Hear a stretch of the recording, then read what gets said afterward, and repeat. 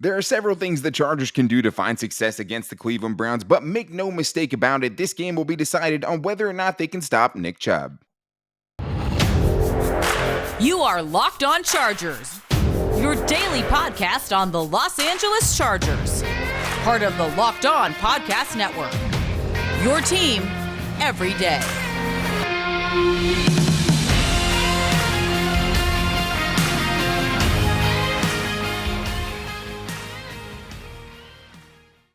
What is up, and welcome into the Locked On Chargers podcast. I'm your host, Daniel Wade, joined as always by my co-host, David Drogemeyer, and we've been covering the Chargers together now for 6 seasons, but it's our 5th season as the host of the Locked On Chargers podcast, bringing you your team every day. Thank you guys for making us your first listen today, and to make sure you never miss the show, go subscribe to the Locked On Chargers YouTube channel, and also follow the show for free on all platforms wherever you get your podcast from. And David, Chargers have a very important game trying to get back over 500, getting to 3-2 against a very flawed Cleveland Browns team. But the Chargers are flawed as well. But there's one thing you see when you turn on the tape of the Cleveland Browns, and it's, I want a Nick Chubb, right? And with the Chargers' volatile run defense, that is going to be the main thing that goes and decides this game. But one of the things the offense can do to help it is by getting out to a fast start. And there's a couple of things and a couple of ways they can do that and get on top of the Browns and get them off of their game plan. But we also have to get into our bold predictions and our game predictions. I have some superstitions I'm going to be sticking with at the end of the show for my bold predictions. See if I can coax out another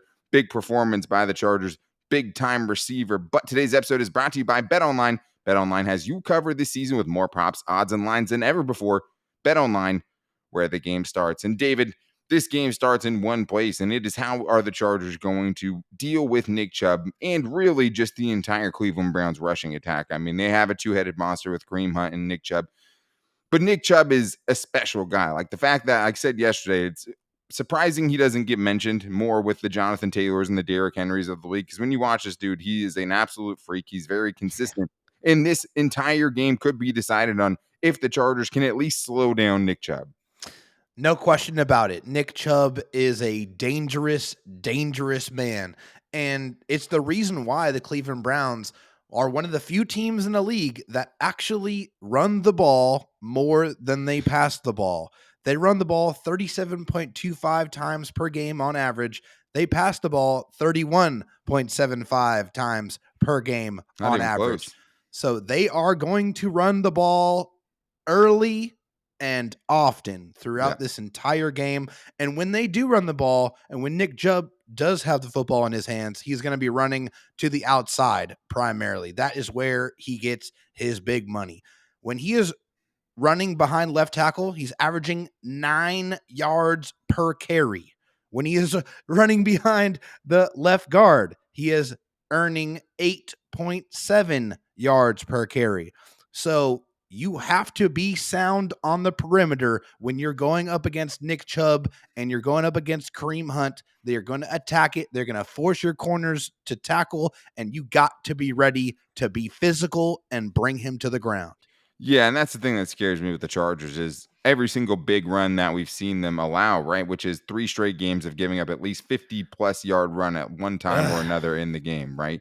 If you take that away, the Chargers have been a decent run defense, but it just seems like, hey, this is something that's happening every week. And if you go back to 2021, Nick Chubb had like a 50-yard touchdown run in that game as well last year. Chargers ended up winning, though, and the Chargers offense will be the best one that the Browns have faced this year. But this also has to do with Jacoby Brissett, too. And when I think about, the Chargers stopping the run, like when I say that, I don't mean, hey, they need to bottle up Nick Chubb and they can only allow him to get, 80 yards in this game. It's more like just make enough plays, right? Yeah. Get that first down run stuff where they lose 4 yards. With an offense that's so dependent on the run, that could be something that derails a drive. So, like, I know it's not going to be pretty a lot of the time, but if you let them get 4 first downs and then you send them one time back or take advantage of a holding call, right, where they're now making Jacoby Brissett have to throw the ball, like that, I think is where you're going to find the most success. And I think one of the other things, David, that has to happen in this,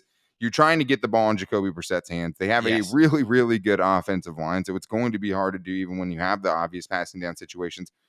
But I think the other thing about this is, though, you have to swarm tackle. There's Oh, not yeah. one guy that's going to bring down Nick Chubb, right? You have to be more solid on the perimeter because all these plays are breaking to the outside. Yeah. And if you can do those things, if you can make, I just have muck it up Yes. in the trenches, like make him stop his feet, make him have to redirect in the backfield and lose all of his momentum. Because if this guy gets loose in the secondary, it's going to be a problem for this Chargers secondary that doesn't tackle very well. And if you can get those few stops, David, you could get the ball in Jacoby Brissett's hands, and I think that's eventually where you want it. That's exactly where you Yeah. want it. With Jacoby Brissett, he doesn't take chances. And you look at the stats, when he throws deep, and I mean past 20 yards, he's 4 for 11 with 2 interceptions and no touchdowns. Yeah. 59 of his attempts are under 10 yards. He only has 30 attempts over 10. It's crazy. He just does not throw the ball past the sticks. He does not take chances. He loves to throw the ball underneath on 3rd and longs, too. Like, if you get him in those 3rd and longs, there's a good chance he's going outlet, and he's going to throw it underneath and something that's going to be short. Yes, exactly. So be ready for those design rollouts. They like to roll him out and get some of those really easy completions and the short passes. That is the attack in the passing game. And when he is throwing the ball, he's throwing it to David Njoku, the tight end, and Amari Cooper, the wide receiver. So you need to make sure that you are identifying where those two gentlemen are at all times in the passing game, in those known pass situations. When you get those, and I love what you said about, taking advantage of a penalty or making sure that you just put them behind the sticks, because that's all it could take. Yeah. That's literally all it could take to throw them out of their rhythm, and then you get them off the football field and you get that high-powered Chargers offense on the field and you'll let them do damage.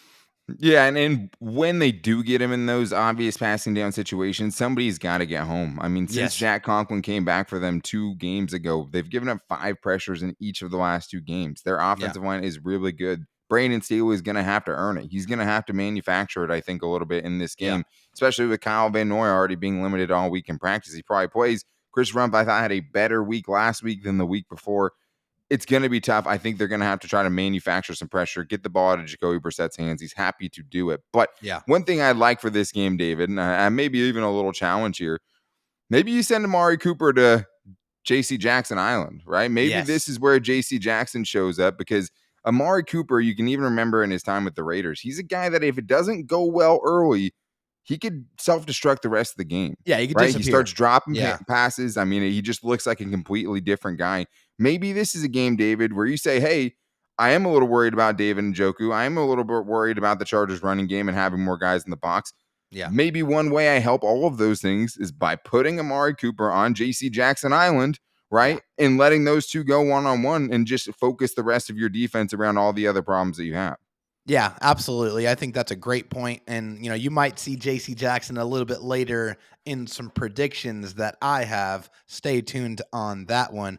But I love that. And I think, I read an article today with J.C. Jackson saying that he was about 90% back with the ankle. He said he's still learning the defense, still getting comfortable in the defense, but loves Los Angeles, loves the team, loves the organization, feels very, very comfortable. He said he's around a lot more people that are around his age. So he's really fitting in, really feeling a little different than good. New England, I guess. Yeah. Yeah, a little bit different. But yeah, I like that a lot. Also, a lot of Derwin James and Michael Davis on David Njoku. And David Njoku is a freakishly athletic tight end. He's more of a wide receiver in a tight end's body. He can do some of those things. And, he's having a really, really good year. 18 receptions, 22 targets, 201 yards. This is by far his best start to his NFL career. So Amari Cooper and David Njoku, can't allow those guys to get going in the passing game, especially if Nick Chubb and Kareem Hunt are ripping off 7-8 yards per carry.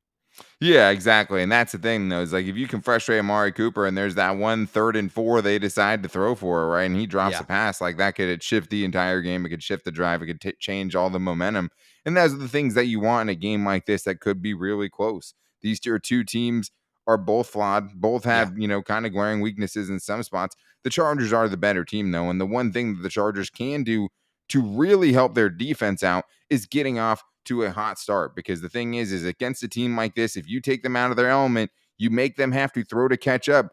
That's an entirely different ball game. That's when you start getting mistakes from Jacoby Brissett. So the offense could be one of the Chargers' best defensive weapons. So we're going to get into the keys for success offensively, coming up after this. But first, I need to tell you guys about Simply Safe, something I'm really stoked about. All right, here's a sports analogy for you. When it comes to burglars, your home is like the end zone, and you need the absolute strongest defense you can muster. This is why I use Simply Safe Home Security at Simply Safe. Your safety is the only thing that matters. It's cutting-edge technology powered by 24/7 professional monitoring, who always have your back, so you know that your home is always safe, which is a great peace of mind. I love the fact that when I'm away from home, Simply Safe's technology allows me to control all of the security devices from my app on my smartphone, where I can just watch while I'm gone. It really is nice. Another thing I love about them too is they have sensors for things like fires, floods. So if you're not sure if there's a house fire or some kind of wildfire near your house, you'll get those sensors from your Simply Safe if it gets anywhere near your house. And they have 24/7 professional monitoring. The Simply Safe agents call you the moment a threat is detected and dispatch police or first responders in an emergency, even if you're not home and if you can't be reached. Simply Safe blankets your home in protection with advanced sensors for every room, window, and door, HD security cameras for inside and outside your home, smarter ways to detect motion that alert you only when a threat is real. Customize the perfect system for your home in just a few minutes at simplysafe.com/LockedOnNFL, and you can save 20% on your Simply Safe security system when you sign up with the interactive monitoring plan and get your first month for free. Visit simplysafe.com/LockedOnNFL to learn more. There's no safe like Simply Safe. We talked about the defense, David, and I think for the Chargers, that is the place where they can really, kind of stick their foot in the ground here. And if they can take care of that one thing, maybe they get a substantial lead in this game and really can kind of dictate the terms and hopefully keep it going. And no offensive droughts. We'll get into that. But I do think the most important thing for this game, David, is to get off to a quick start. Easier said than done. I mean, the Browns have had a pretty below average defense so far. They obviously were missing their best player in Myles Garrett last week, and he should be back this week. But they've also been missing Jadeveon Clowney. So I think for me, with this, Browns defense that is missing some important pieces, Jadeveon Clowney, Anthony Walker, their best linebacker as well, I think getting off to a quick start, getting Justin Herbert in rhythm, doing all those things that we have seen them do in certain games could really be a huge benefit to them in this game specifically, just game plan wise. It's paramount. It's absolutely paramount that the Chargers get out to a lead in this football game, and they dictate how this game is going to be played. If you take the ball out of Nick Chubb's hands and out of Kareem Hunt's hands, and you have to put it in Jacoby Brissett and make him have to come back and throw the football and take chances that he doesn't like to do, then you're going to run into some turnovers for the Chargers. So I like that. I think it's incredibly important that the Chargers get off to a lead. They dictate the pace of this game. And one of the ways that they can do that is by attacking the seams with a newly returning player who is going to be making his debut this Sunday in Cleveland, and that is the giant Donald Parham, tight end, 6'8" monster with the fantastic wingspan, the great moves in the open field. He is a monster in between the numbers. I think the Chargers can find a lot of success if they target him and get him some opportunities to do what he does in the open field.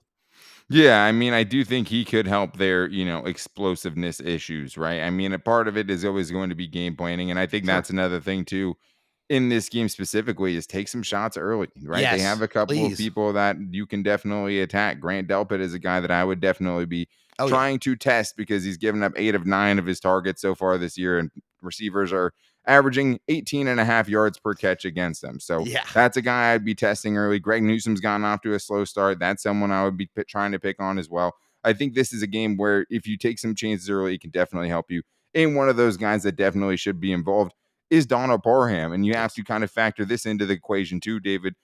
Gerald Everett popping up on the Thursday injury report with a hamstring. I swear to God, if the hamstrings end up being the things that hamstring this Chargers season, it's going to be so frustrating. But Donald Parham returning with a hamstring. Now Gerald Everett on the injury report with a hamstring. It is a little interesting that Gerald Everett still practiced in limited capacity, right? So that is kind of odd if he just had something pop up.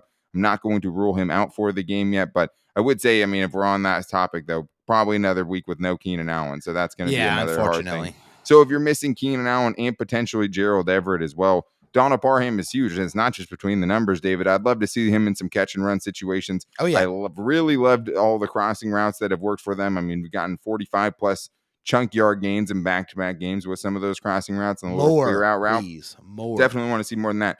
But yes, he's the guy that if you give it to him in stride, can get those yards after the catch. He can eat up a ton of ground because he is so tall and has those long strides. I do think that is a great thing that really could help the Chargers offense, and they could need it if they're down a couple of weapons. But how about keeping the running game going, David? This is something I don't think there's any coincidence the Chargers had their best rushing attack game of the season last week, and then they put up the most points than they had all season, right? I think this is a Browns defense that actually gives up more rushing yards per game than the Chargers do, which you would never guess.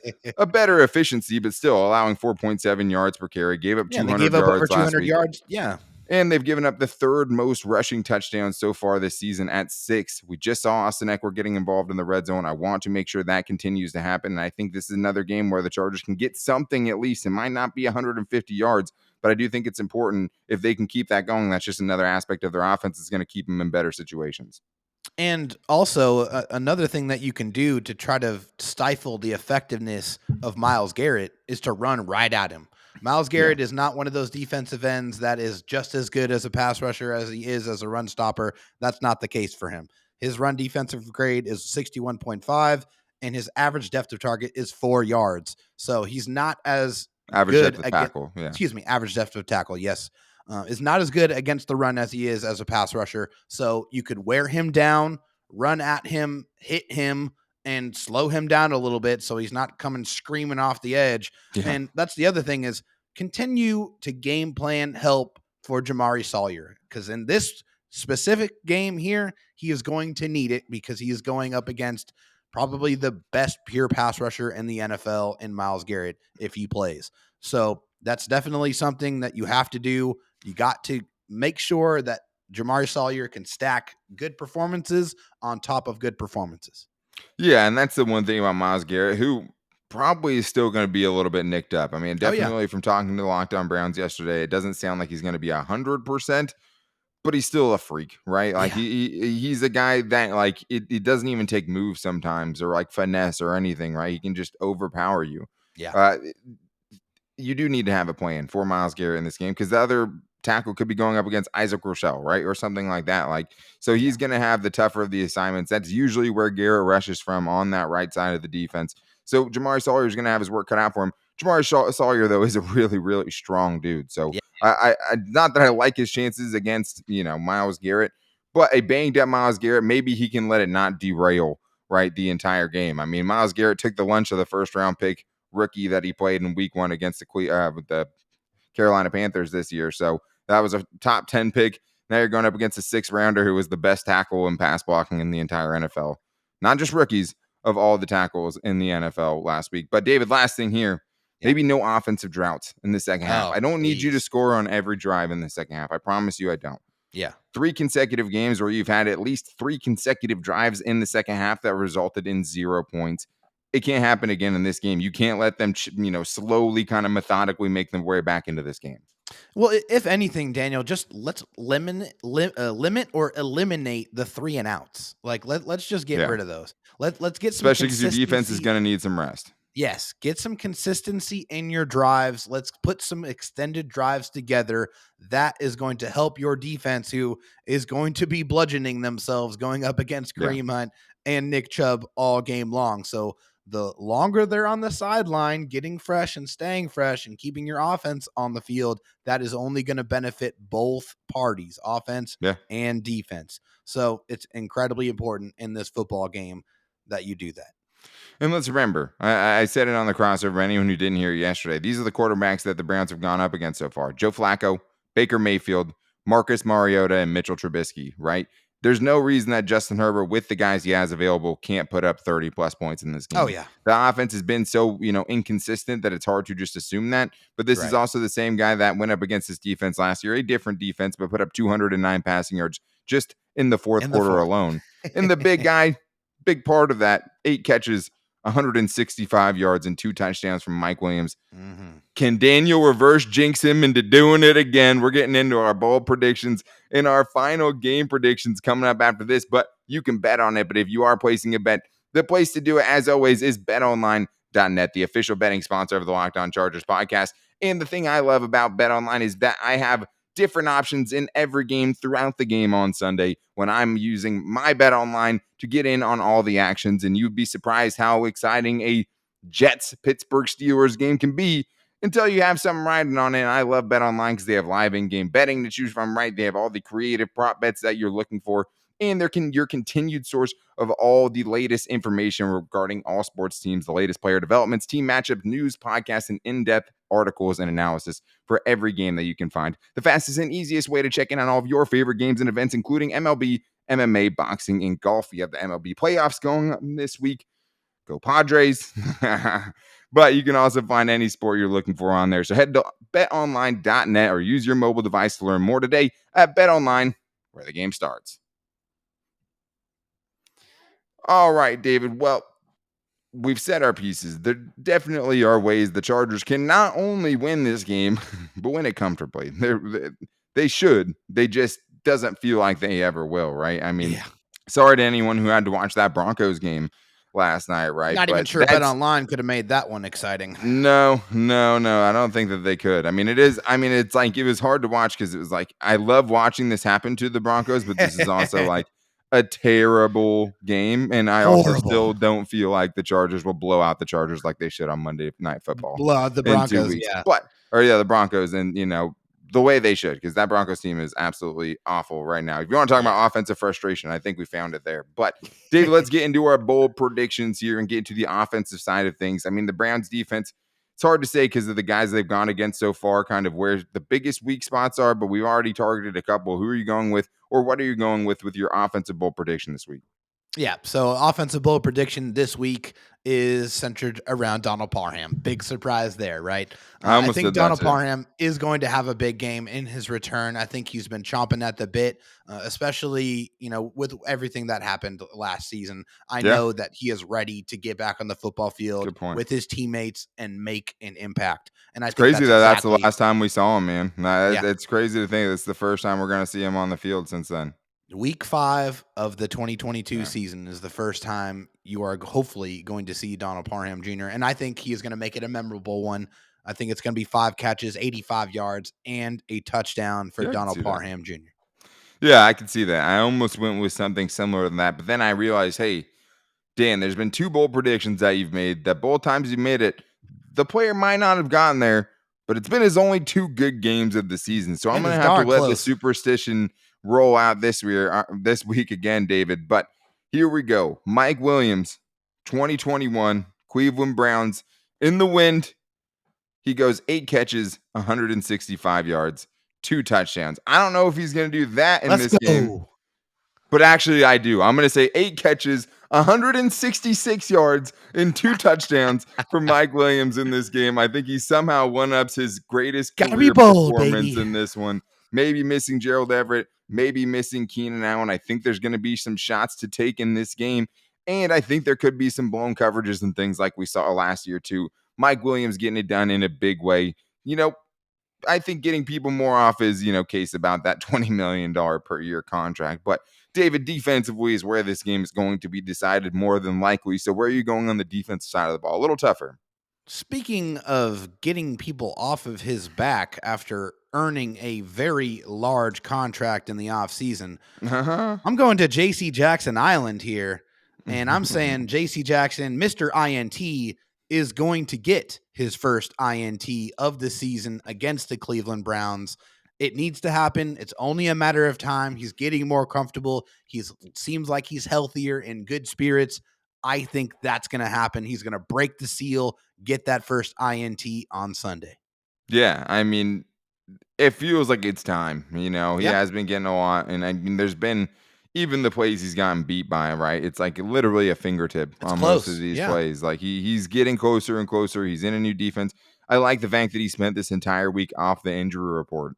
I think that's more important than most people think it is, right? Just not being on there, not being questionable, another full week getting those after reps, getting the full reps, right? 100% full reps. 100% full reps all week, getting fully invested and fully in the game plan, I think is important. And I think should lead to him getting some interceptions soon, because the dude has 17 the last couple of years. He's not going to get goose egged in 2022, and it wasn't by mistake. I promise. No. Yeah. I'll go with mine, David. The Chargers will not allow a rush over 50 yards in this game. I mean, That is bold right I mean, it there. doesn't seem that bold, but Bold. like when it's happened in 75% of the games that we've seen this season. No, I have another one though, maybe an even bolder one. I'm going to say the Chargers will force 3 fumbles this game and recover 2 of them. Woo! No way Yeah, that the Chargers are happens. going to recover 2 fumbles in this game after I'm pretty sure, but I haven't checked my notes. I don't think they've recovered a fumble by the other team this season. I don't think they have.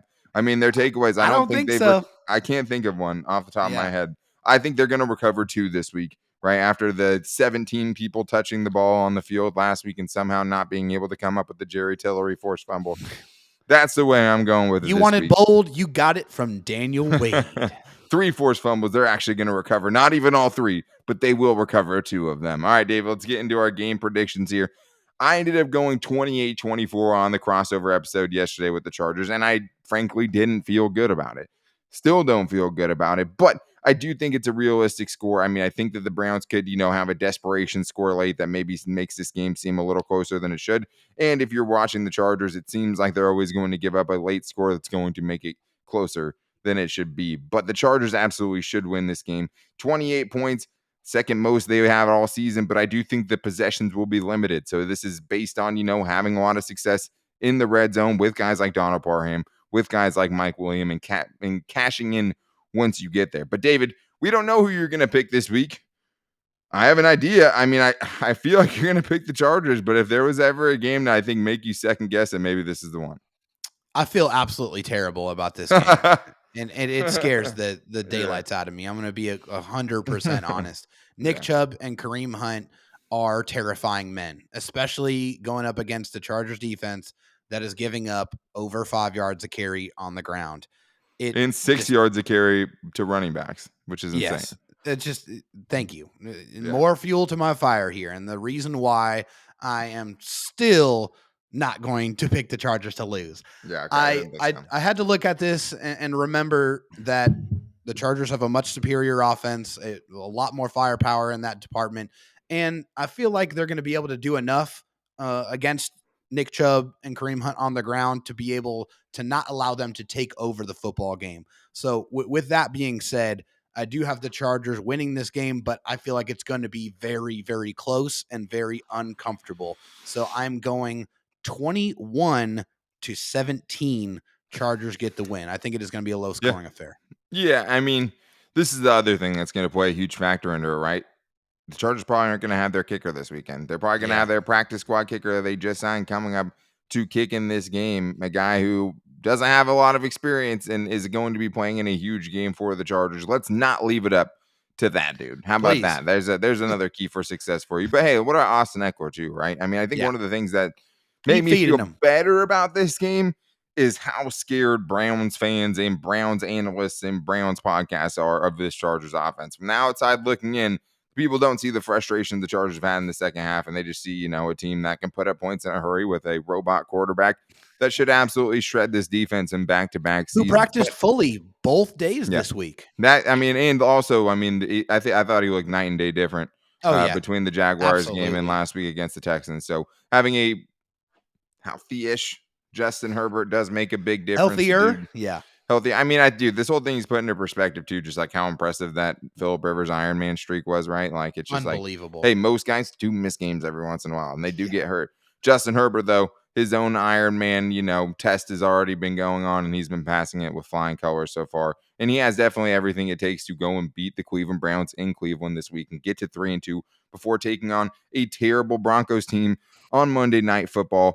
And just go blow them out, please. But hey, we're not looking ahead. We're looking at this game. If the Chargers can stack a win here, set themselves up with a good matchup against the Broncos, man, I mean, the season can start changing right before our eyes. But absolutely, make sure that you guys don't miss our reactions to it. We will be going live with our post-game show earlier than last week since neither of us are going to Cleveland for the game. So make sure you guys go check out and make sure you're subscribing everywhere and following everywhere so you don't miss our Chargers post-game after the Chargers wrap up against the Cleveland Browns on Sunday. It is an early game, 10 o'clock Pacific time, 1 p.m. Eastern, so make sure you guys are ready for that. And make sure you don't miss our post-game show. Subscribe to the Locked On Chargers YouTube channel and also follow the show for free wherever you get your podcast from, whether that's Apple Podcasts, Spotify, or wherever, and make sure you're rating and reviewing if you like the show as well. You can also find the show on all of our social media. We post it out to all of our social media every day. You can do that by following me on Twitter at DanTalkSports, David Drogemeyer on Twitter at DroTalkSD. You can also find the show's page at Locked On LAC as well. We also post every day to our Locked On Chargers Facebook page, and we also post it to our at Locked On Chargers Instagram page. Thank you guys again for making us your first listen. If you need a second listen, make sure to make Peacock and Williamson show the show for you with Brian Peacock and former NFL scout Matt Williamson giving you the expert NFL analysis in less than 30 minutes, keeping you up to date with everything around the league, free and available wherever you get your podcast from. But Dave, that's going to do it for us today. If you guys want to call in and get your questions in after the game, you can call into 323-524-7924. But be back here with us for the Chargers post-game show after they wrap up against the Browns on Sunday. Until then, take it easy and go Bolts.